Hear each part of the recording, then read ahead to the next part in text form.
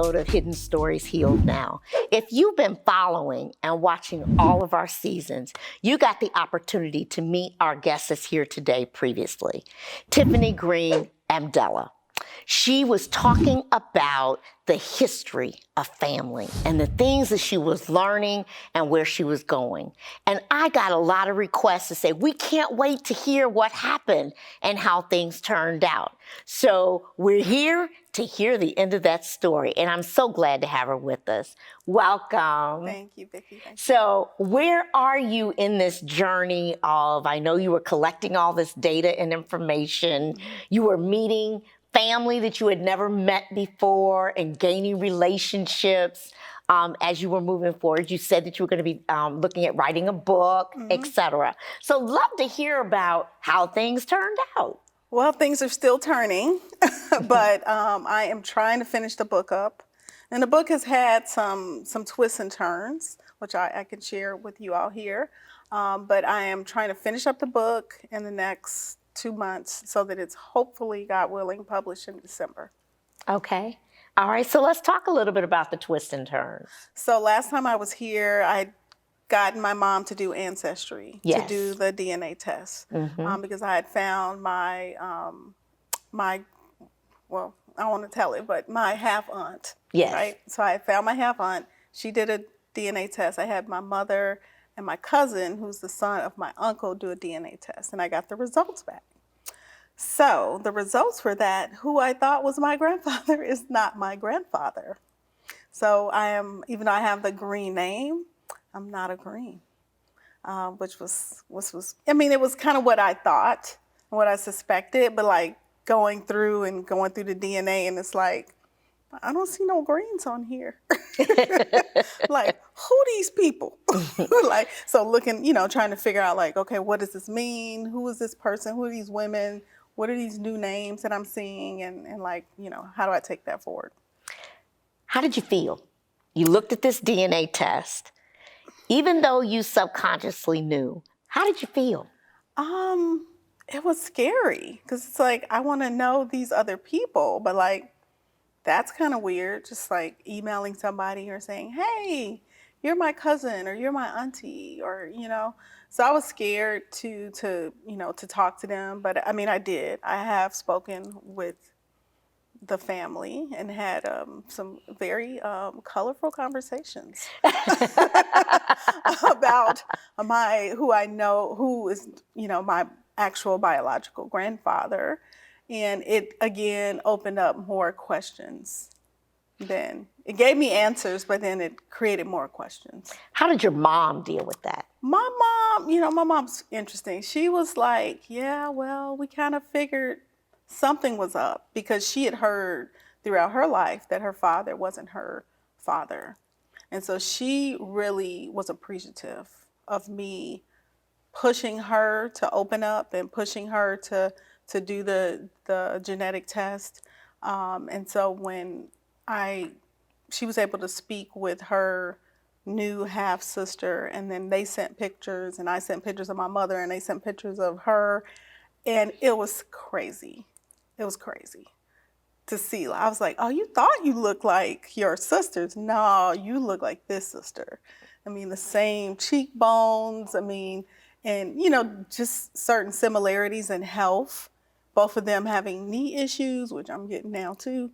Knee issues, hip issues, having like similar health, things like that. So, yeah. So as you all continue to learn about the family, and you said there were twists and turns, and that you had colorful conversations. Were those colorful conversations around, we don't know you, don't want to know you? Were they more around, let's talk a little bit more? Did they say, yeah, this is a prank call, I don't believe you, kind of thing? How did it actually transpire? So when you do DNA tests with Ancestry, when the results come up, it'll tell you like, who's your closest DNA connection. And there was my cousin was there, who's the daughter of my aunt. So she was there, and then there was like the second cousin, because I was logged in as my mother. So it was saying like, there's someone who could be either your first cousin or your sister. So they had the name, I don't want to say the name on air, but they had the name there. And then they had a third person who I wind up connecting. I could see that person was pretty active on Ancestry. So I messaged that person, and she's like, yeah, that's my grandmother. And so we had a chat, and we had a phone call, and then I was able to talk with both of them. She got her grandmother on the call, and her grandmother's kind of the same age as my mother. So that's an interesting conversation, just thinking about the dates and how we put all that together. And she was, she shared what, I said, look, I'm not trying to encroach. I don't want anything from you all. I'm just trying to figure out who I am and who's my family, and help my mother understand some questions she had about her upbringing.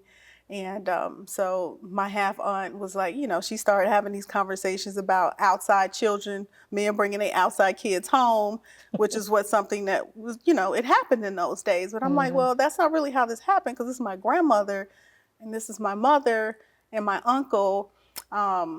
So some of it was a little confusing, and we were trying to connect and get together and meet, because they live in Tennessee, not too far from here. But we're still in COVID. And my mother, over the last few months, has been having health issues. So she's been in a nursing home recently. So, we just haven't been able to really connect that much. And I just kind of wanted to give them a little bit of space. I didn't want to seem too intrusive.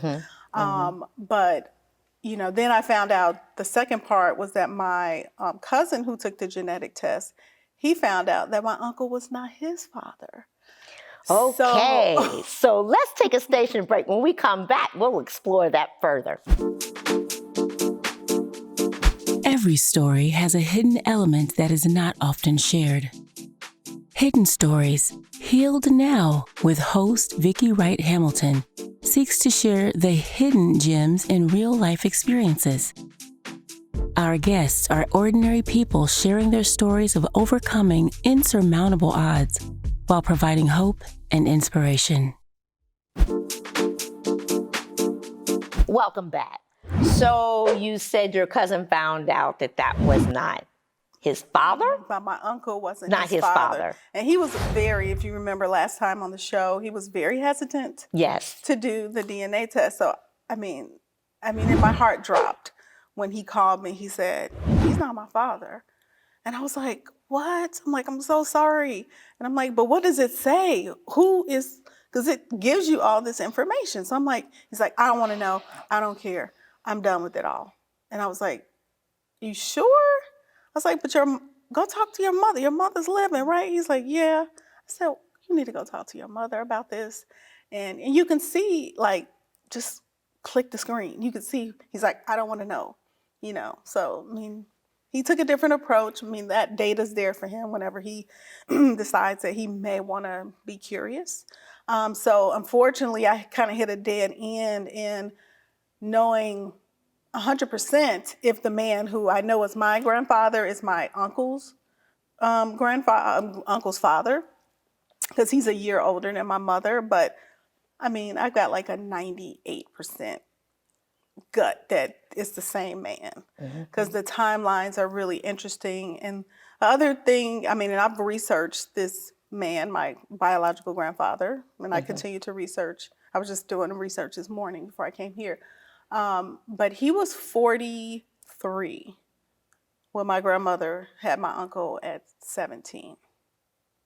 So that is something that, I may never, and probably will never know, right, the intricacies of that relationship.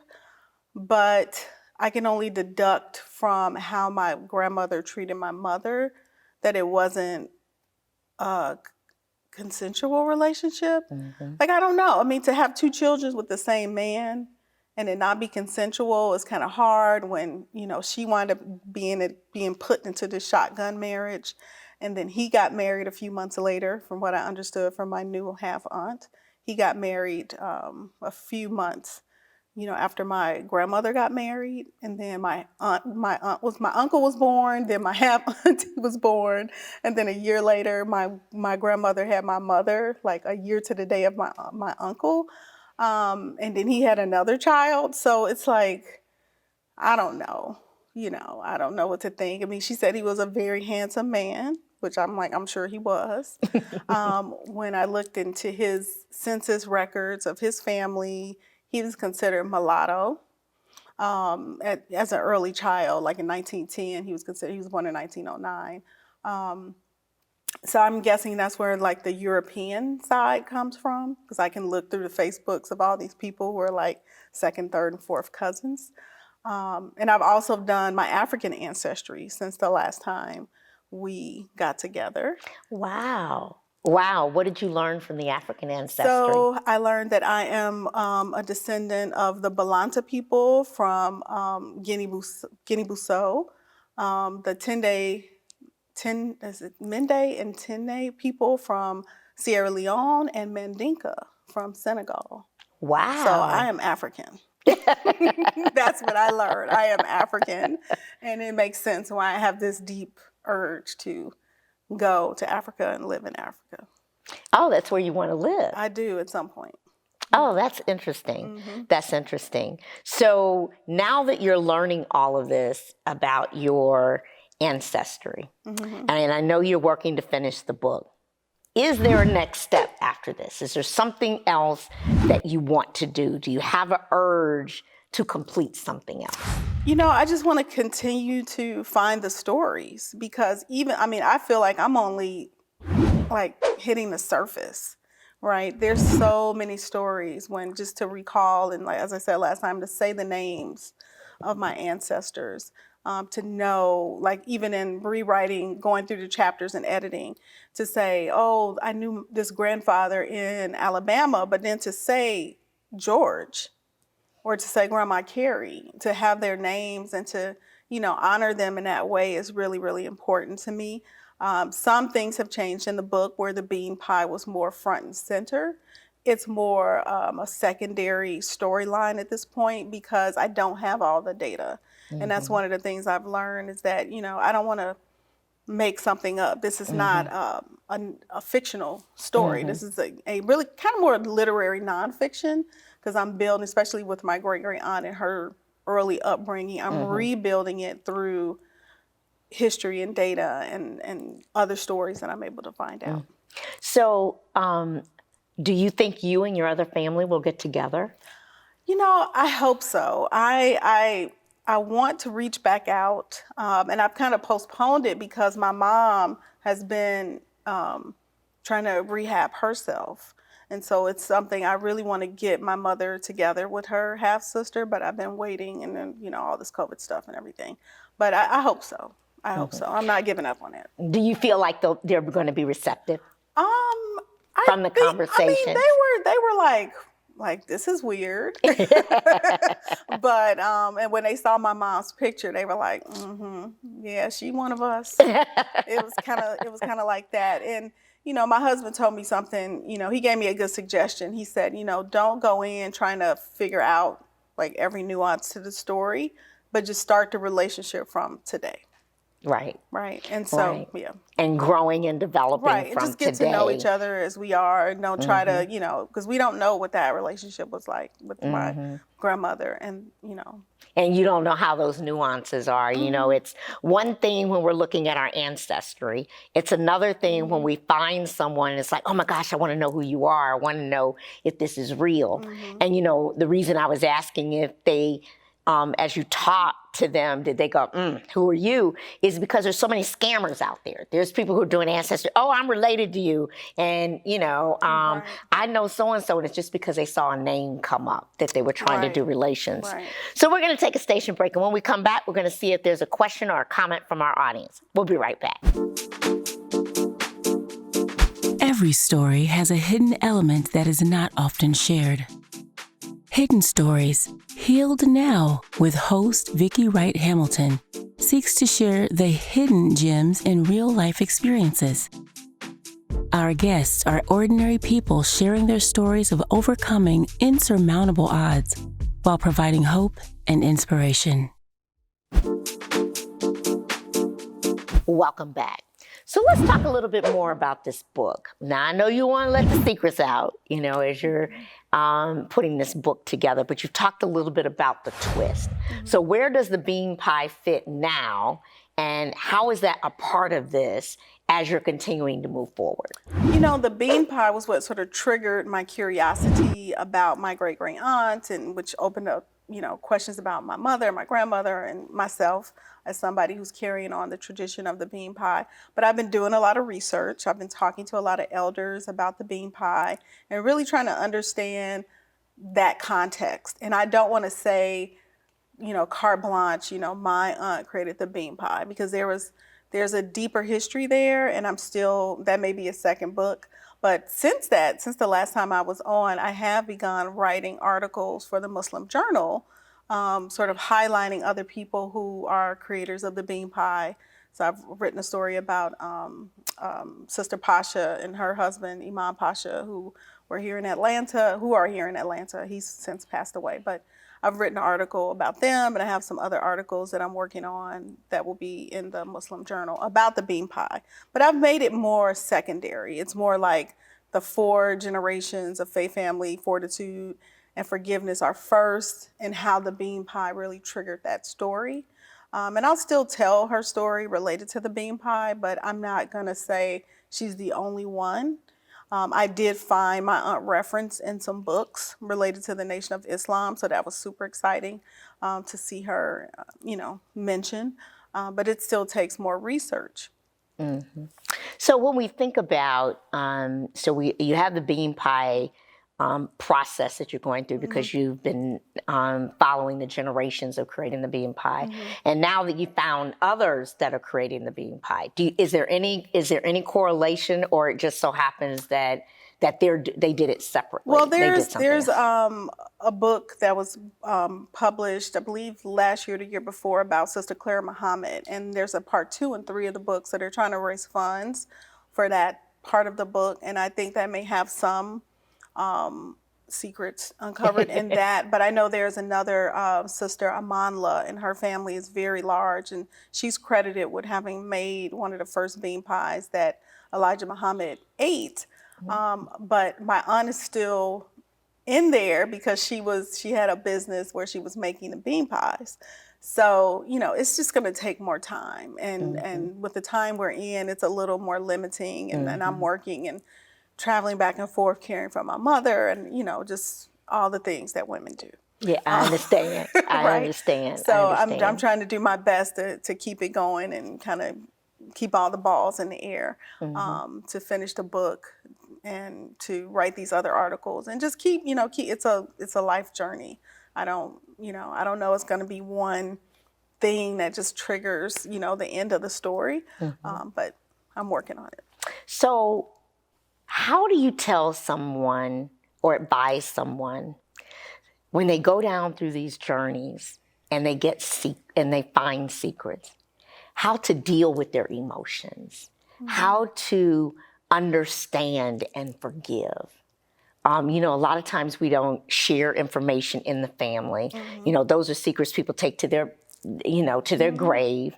But when you find out and it's discovered, what would you say to someone if they're doing this discovery and they do find hidden jewels, hidden things that are there, and things about their family, and it's a shock to them? How would you advise they deal with that emotionally and to forgive so that they can continue to move forward? I think it's 2 parts. One is just, how do you deal with the information, right? And so for me, like when I first found out about my my grandfather Green, and finding his aunt and finding his daughter, and talking to her, I didn't immediately tell my mother. Like I had to process through and make sure I was cool, because I wanted to be calm, because I wasn't sure how she was going to react.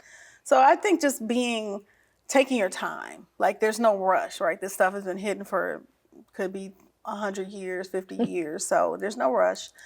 Just kind of, I like to document, so I'm writing, right? Whether that's journaling, you don't have to be writing a book. You could just be journaling. I'm a big journaler. I've been journaling my whole life. Just taking your time and just processing through it. But then I think in terms of telling other people, it's a delicate dance. I mean, just recently I shared with my mother's sister about everything we had been finding, because this has kind of been like me and my mom's thing, which has really made us closer over this last 2 years, and I'm super grateful for that, given the challenges she's having right now with her health. So, but I would say just, take your time. Don't, blurt stuff out, because it can be hurtful to other people, So just, be balanced with it. Well, that's good advice. Let's see if we have a question or a comment from the audience. Hi, I love your journey and your story, and I'd be interested in looking for some of my family history. What different outlets do you use to get started? A lot of mine was Ancestry, but I would also say, if you know like where your family comes from, there's a lot of associations or like almost historical societies in that particular area. So a lot of my family is from Opelika, Alabama. So they have like a historical society, and that's usually the place where they keep like all the big books with like the church books and the Bibles and, anything that may have come from that area. That's usually where you can find those resources. So you may be able to get to those places. They may or may not be open now, but at least calling them and saying, hey, I'm trying to find, this person, do you have anything? Or I know they lived here, or they went to this church. This is the time period, would you have anything that I could check, or you could check, or, if you think of like those what's his name, Chip Gates, when he has his TV, with that part when they always show you like they're going through the books with the white gloves on. Like those are the places that, it'd be good to find. And of course, churches too.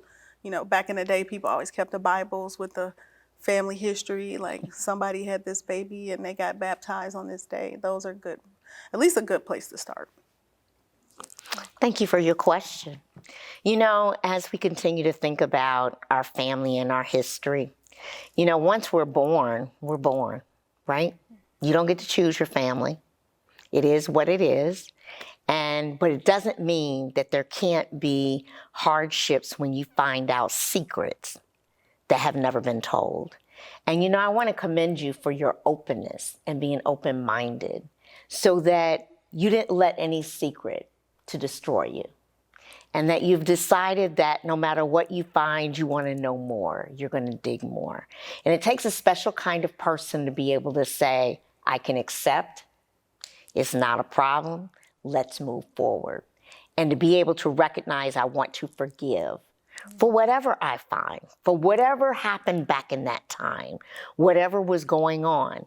Because the reality is we'll never know everything that happened, because the person who was going through it had feelings. The person that, was a recipient of it had feelings. When they're not alive anymore, you never get both sides of the story. And there's always two sides to every story, as we know. So I want to thank you for joining us, and you just have to continue to keep us posted. I know that book is going to come out, and it's going to be great, and it's going to allow us to understand more about the story, as well as the secret to the bean pies, and understand where all of that came from. So I'm looking forward to learning more about that. And I want to thank you for providing our audience places where they can go to search if they want to, right? If there is a desire to want to go and find those things. So thank you so much for joining us on another episode of Hidden Stories Healed Now. Remember, for every story you tell is the freedom that you gain and the joy that you give to someone else. See you next time.